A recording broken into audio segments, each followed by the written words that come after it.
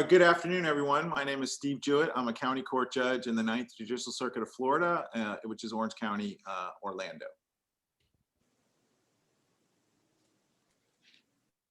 Good afternoon, California Wild. I'm from your neighbor to the north. I'm Erin Lageson, and I am the presiding judge of Department 3 of the Oregon Court of Appeals. Good afternoon. My name is Doreen Hartwell. I'm an attorney in Las Vegas, Nevada. We're looking forward to hearing your testimony this afternoon. Good afternoon. We're Foothill High School's Unit 5, representing the state of California. My name is Barrett Fahey. My name is Justin Choi. My name is Rohan Abraham. My name is Mary Thurlow, and we'd like to thank the judges, the audience, and timekeeper for being here today. And we'd like to introduce our coaches, Mr. McBride, Mr. Denimore, and Mr. Tellos. Hello, teachers. Okay, we're here, Unit 5, and today's question is question 2. It reads as follows. This is a quote from Thomas Jefferson, and it says, "A Bill of Rights is what the people are entitled to against every government on earth, general or particular, and what no just government should refuse or rest on inference." Do you agree or disagree with Thomas Jefferson? 2 additional questions. What are the advantages and disadvantages of a national Bill of Rights as compared to the state's Bill of Rights? And finally, what are the differences between a positive and negative rights, and which are more important to the preservation of liberty? You have 4 minutes. We agree with Thomas Jefferson that every individual is entitled to a Bill of Rights, but they are entitled to more than just that. A Bill of Rights is a guard dog's bark, scaring vandals from defacing the foundations of liberty, but it is only useful with sharp canine teeth to bite any oppressive government. The courts are these sharp teeth, which together with the Bill of Rights ensure the enumeration of rights and an expectation of their protection. In Federalist 48, James Madison questioned, will it be sufficient to trust these parchment barriers against the encroaching spirit of power? Federalists feared that the Bill of Rights would simply be a piece of paper that carried no influence, but its true power comes from the courts. With a body of judges to protect these rights, the Bill of Rights works as more than just a guide, but as an essential instrument in our ordered liberty today. Misguided or weak courts have sometimes failed to protect the people's rights through past interpretations of the Bill of Rights in decisions like Shake v. US 1919 and its clear and present danger test that greatly limited the right to free speech. However, incorporation, new interpretations, and a growing popular respect for the courts have made the judicial branch a strong set of canine teeth in the 20th century to interpret and protect our rights. Due to the similarities of state and federal Bill of Rights, the main advantage to an overlap of documents is having 2 court systems to ensure its enforcement. Throughout history, state governments have denied rights to African American citizens, forcing the Supreme Court to step in and ensure protections, such as in NAACP v. Alabama 1958, defining African Americans' right to association. However, federal courts can also benefit from the interpretations of state courts. Before Weeks v. US 1914 established the exclusionary rule federally, Iowa state court cases State v. Height 1902 created an exclusionary rule banning evidence obtained illegally from being entered in court. A disadvantage of the National Bill of Rights is that one uniform interpretation set by the Supreme Court deprives state and local governments of local control. The state of Montana has had a long historical battle in keeping corporate money out of politics with its strict campaign finance laws. However, Montana was unable to preserve these laws in the aftermath of the Supreme Court's decision in Citizens United v. FEC 2010. The National Bill of Rights can also fail when the court's decisions do not create double security. In U.S. v. Cruikshank 1876, the Supreme Court did not incorporate the first 2 amendments to the states, resulting in multiple states refusing to enforce the freedom of speech set in their own state bills of rights in order to suppress Black Americans' movements for change in the Jim Crow era. These state abuses are largely avoided when the federal court fulfills its role as the strong teeth and jaws of the guard dog. Nearly all the rules set by the Bill of Rights protect negative rights, which prevent the government from infringing on the liberties of the people. Positive rights differ from negative rights in that they obligate the government to provide services and resources to people for the exercise of certain rights. While the Federal Bill of Rights is filled with broad negative rights, state bills of rights are known for their more narrowly applied positive rights, such as the right to education. While positive rights are essential, negative rights are ultimately more important to the preservation of liberty. No positive rights could be possible without the stability of negative rights below them. Only once a government has proven its capacity to protect citizens from itself may it be trusted to provide positive rights for the people. This is seen in the demise of Ho Chi Minh's democratic ideals during the birth of the authoritarian North Vietnamese government, which failed to firmly establish negative rights before attempting to provide positive ones for its people. Having established many negative rights, we believe the US must now provide more positive rights. President Franklin Roosevelt was one of the first presidents to prioritize the government's responsibility in providing more positive rights for its citizens with his proposal of a second Bill of Rights. By building on and preserving a foundation of strong negative rights, the US must now strive to ensure every American has access to a comfortable life by firmly establishing more positive rights. Thank you. All right, thank you. What limits, if any, should be placed on the rights that are listed in the Bill of Rights? Well, I believe that really the limits on the Bill of Rights should not be is so great that the people are deprived of their negative rights. However, practically, certain limits must be placed on those rights in order for the government to function. For example, there are multiple exceptions to the Fourth Amendment's warrant rule in order to allow the government to successfully prosecute criminals, such as the good faith exception or the vehicular exception established in Police v. Sitz and other cases. And I also like to add that with the Fourth Amendment, there have been many other restrictions to the right to privacy as well. In the case Terry v. Ohio 1969, it established that authorities can use the method of stop and frisk to, in the case of reasonable suspicion, that they are able to sometimes deal with the privacy of others. However, while there have been successful limitations of the Fourth Amendment, I think it's the First Amendment itself where limitations really are broad and both are too much and too little. The First Amendment, freedom of speech, has limitations in the time, place, and manner restrictions established in Cox v. New Hampshire in 1942, which state that the freedom of speech may be limited if it is distracting at an unhappy hour, so long as the government protects their ability and gives them an alternate method of communication.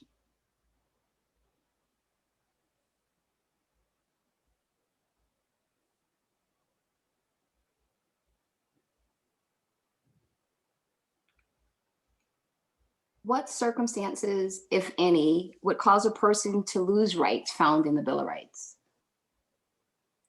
Well, in the case of someone is convicted of a felony crime, they do lose that right to vote. And so children have less constitutional rights as defined in Tinker v. Des Moines, 1969, in that children in a school setting have a limited right to free speech because their speech is limited when it is deemed distracting to the process of education. I'd like to add that while there is no federal protection of a Bill of Rights, the 14th Amendment does define that the right to vote may not be infringed upon based on someone's skin color. And in cases like these, we've seen that although this right to vote cannot be violated based on skin color, the existence of a prison complex has absolutely been a detrimental effect to the right to vote. And so should we add an amendment adding a right to vote for all Americans, for all people, regardless of their place in prison, regardless of their skin color or gender, as we've seen previously, this right to vote would be so substantial to our people today. I would also like to add that for felons, regarding some rights in the Bill of Rights that they may lose, they do lose their Second Amendment right to firearms if they are convicted of a felony, in addition to a right to vote as established by the 14th Amendment. In your prepared remarks, you say that the courts are the teeth of our guard dog of the Bill of Rights. So my question is this, can Congress or legislatures in the case of the states perform a teeth role as well? And if so, what is it? Well, I believe that Congress has played a teeth role to a certain degree. For example, when it disagreed with the Supreme Court's ruling in Employment Division v. Smith 1990, multiple state legislatures took action in forming their own forms of the Religious Freedom Restoration Act to address concerns that they felt went unaddressed by the Employment Division v. Smith standard, which gutted Congress's own legislation regarding religious exercise. I also Uh, think that Mary, you can go. I also think that the federal government can play an important role in providing more positive rights for the citizens of America. I especially think that Biden's new infrastructure plan that has yet to be confirmed, but could provide a lot of really great positive rights to Americans all across the country, such as more aid in childcare and universal pre-kindergarten and free community college for all. I also like to add that the legislation in history, in the past, such as, and the executive branch themselves are able to provide more positive rights. And I believe that they are more essential in providing more positive rights than negative rights itself. I believe with the case of the Obama administration, the ability to create a right to healthcare, or provide more healthcare in the case of the Affordable Care Act. In those cases, I believe that legislation is more useful in providing those types of positive rights other than preserving negative rights. You mentioned about how some states, in reaction to some things that happen federally, they decide to pass legislation. What about a state's Bill of Rights? And can a state's Bill of Rights then sometimes clash with the federal Bill of Rights? And if it does, who wins? Who controls? Well, the case Marbury v. Madison, 1803, defined judicial review. It also determined that the federal Supreme Court would have precedence over states and their decisions. And so in the case where a state Bill of Rights might battle with a federal Bill of Rights, the federal Bill of Rights will be the one to win out. It has jurisdiction over the entire US. One interesting case of a state Bill of Rights that, well, it doesn't exactly war with the federal Bill of Rights, it definitely does not adhere entirely to it, is Alaska's state Bill of Rights, which adds a protection of privacy that includes a minimal amount of marijuana that can be owned by every individual. And the federal Bill of Rights absolutely does not protect this right. In fact, the Fourth Amendment of our own, with its current exceptions that have been placed by court cases, would not allow this. I also like to add, many state constitutions allow a right to education, although there is no explicit right to education in the federal level. Many court cases have dealt with these state constitutions in regards to education, such as in the case Gary B.V. Whitmer, 2016, where it dealt with Michigan school districts and the balance of, are these Michigan kids really receiving a equal education compared to other students around the nation? And although Gary V. Whitmer's right to education was not lasted long due to the decision in San Antonio Independent School District v. Rodriguez, 1973, it still shows that there's a clash between these two court systems.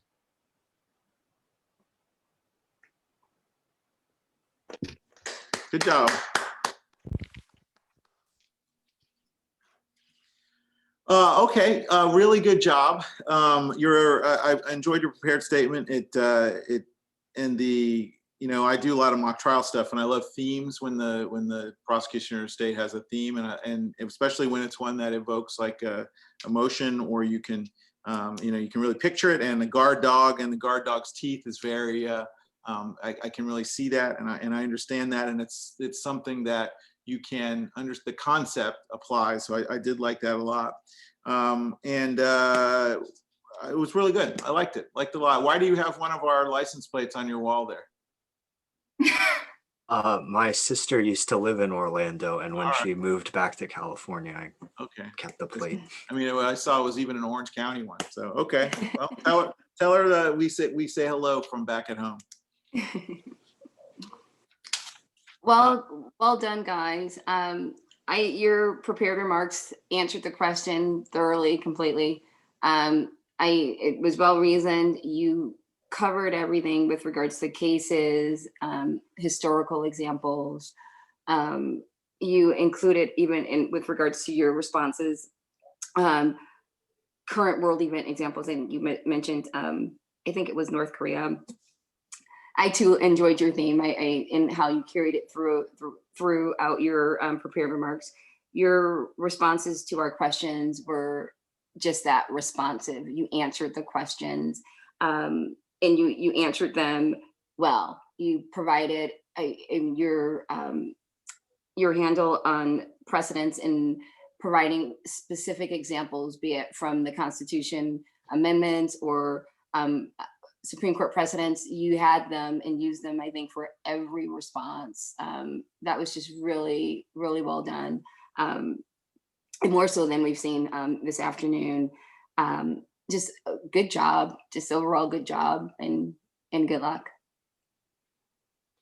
I, of course, have to echo everything both of my fellow judges said. This was a fantastic presentation. You answered the questions directly, your range of supporting material, both in your prepared remarks and in follow-ups, I thought was remarkable. A couple of things that caught my ear, and there was a lot. I appreciated your discussion of the role that state courts can play in developing federal law, but by developing law under the state constitutions. And you gave the example of the exclusionary rule. And so there's history to back up that position. I enjoyed, was it North Korea or North Vietnam, but discussing, you take a very firm position in answering the question directly. You took a clear position that negative rights are most important, and talked about a nation that fell apart because not adequate respect for negative rights. I appreciated that in response to the question about whether the legislature or Congress has a role, that rather than sort of sticking to no, courts are the only teeth, you seem to broadly understand the role that other branches of government do have in implementing the Bill of Rights, and that it's not exclusively the territory of the courts, even though it may come down to the courts, in the end. Many other things I just enjoyed about your presentation. And it was just really delightful to spend time with you this afternoon. So great job. Thank you so much. Thank you. Good luck.